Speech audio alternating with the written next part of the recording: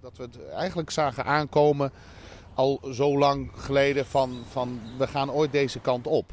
En het is alleen jammer dat het nu bevestigd wordt. En dit is juist waarom wij ook zeggen in de toekomst, dit willen wij juist allemaal voorkomen. De concessie in 2029 oernemen van Wagenborg. Dat is het doel van de Amelander Veerdienst. Troch de argewage oer de veerboten had de veerdienst op dit stuit de wie mai. Er binnen zelfs al reders die het aan mij skippen meldt ha.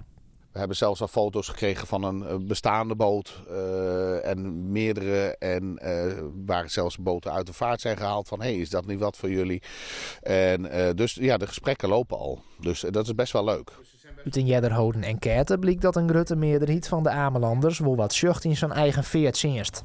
Het maakt in elk geval oors als no, vinden een soort eilanders. Al die mensen die van het vasteland komen hier op vakantie en dan voor de eilanden zelf, dus nee, dat komt niet goed zo.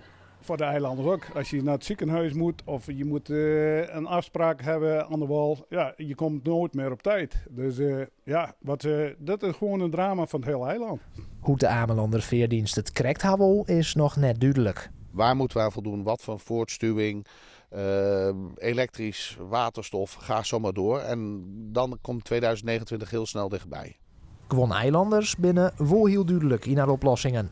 Kleinere boten en gewoon varen gaan weer met die boten. Want dat kan voorheen ook. En dat smaakt mij dat het niet wijst dat het niet kan.